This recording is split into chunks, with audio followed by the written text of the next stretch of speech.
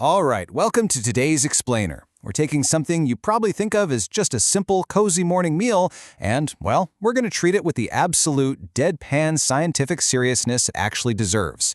We're looking at the breakfast casserole, or the Strata, not as some breezy weekend recipe, but as a high-stakes structural engineering challenge. Because, honestly, when you get this right, it's a literal culinary masterpiece. But when you get it wrong, total structural failure.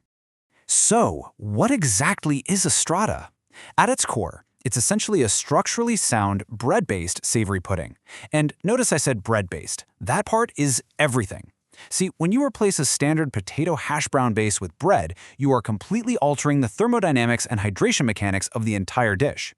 Potatoes, they're pretty forgiving. But bread is basically a highly porous sponge. So we're going to have to employ some incredibly strict moisture management to prevent our carbohydrate base from collapsing into, an inedible mush.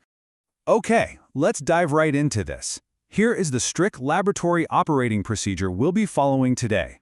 First, we'll look at the carbohydrate matrix. Then, protocol alpha, dehydration, followed by protocols beta and gamma. After that, we'll hit the critical hydration window, thermodynamic coagulation, and finally wrap up with the red team report. Part 1. The carbohydrate matrix and sourcing the ideal substrate.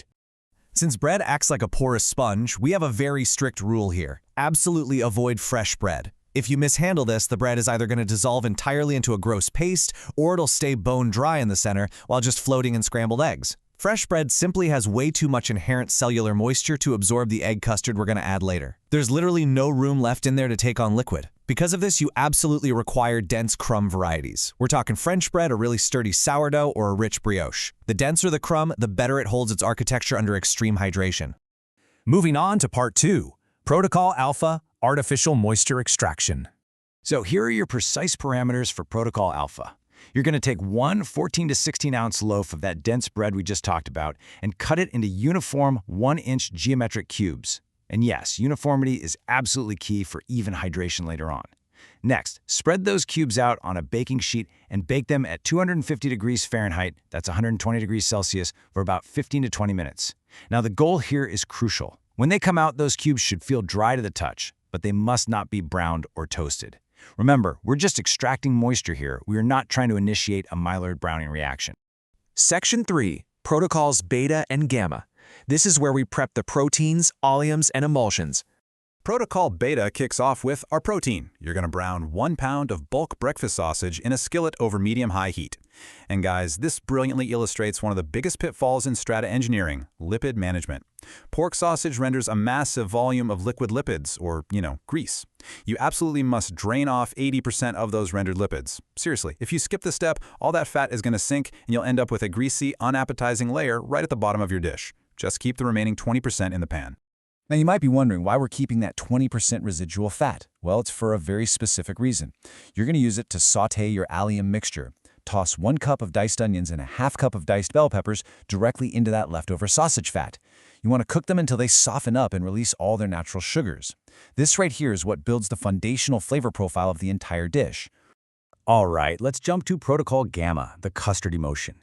The exact ratios here are 10 large eggs, aggressively whisked with 2 cups of whole milk. Or, hey, if you want to reach your framework, go for a 50-50 split of milk and heavy cream. Then season that with exactly 1 teaspoon of kosher salt and a half teaspoon of black pepper. The reason these exact measurements matter so much is that the ratio of the protein in the eggs to the liquid in the dairy is what completely determines the ultimate stability of your final custard matrix. But wait, there's a secret weapon in Protocol Gamma, 1 teaspoon of dry mustard powder. And it is not just there for a subtle flavor kick. No way. Mustard powder is actually a critical scientific emulsifier. It chemically bridges the gap between the heavy fat in your milk and cheese and the water content that's naturally present in the eggs. It's literally the binding agent that ensures you end up with a smooth, beautifully unified custard rather than a broken, separated mess. Which brings us to Section 4, the critical hydration window, Protocol Delta, the assembly phase. Okay, the tension is building. Here's how we execute the assembly, kicking off the most critical chemical reaction phase of the entire operation. First, grab a greased 9 by 13-inch baking dish. Evenly disperse your dehydrated bread cubes, that cooked sausage and vegetable mix, and 2 cups of shredded high-fat cheese.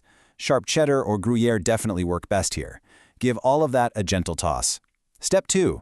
Pour your liquid custard evenly right over those dry ingredients. And Step 3. Please pay attention, this is vital. Use your hands to physically press the bread down into the liquid. You absolutely must manually force the submersion of those dry cubes into the high-fat cheese and liquid custard.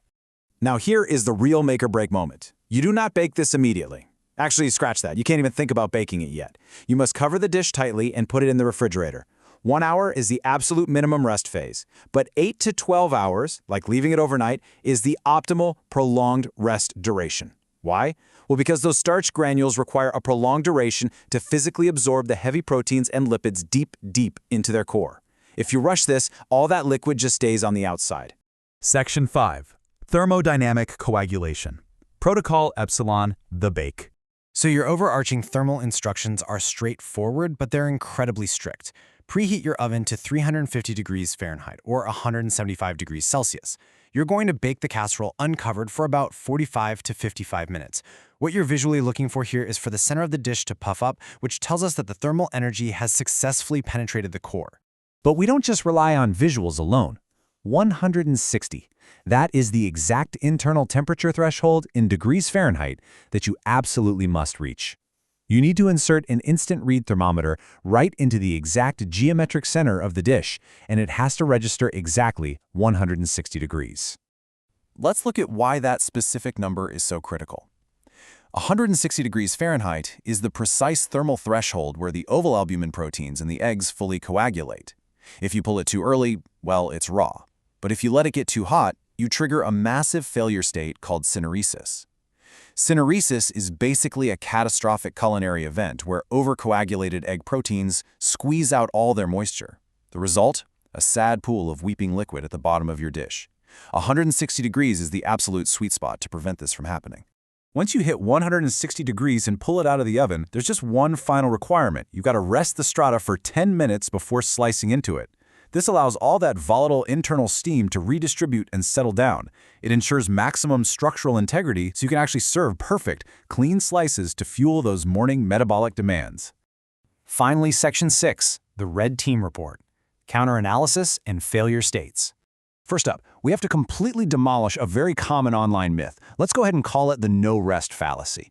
So many recipe aggregators out there claim you can just assemble a strata and bake it immediately to save time. But here's the thing. If you bake it immediately, the egg proteins coagulate way before those dense milk lipids have any time to penetrate the bread's crust. It is a disastrous thermodynamic compromise. You just end up with these crouton-like dry bread chunks trapped inside a rubbery scrambled omelet.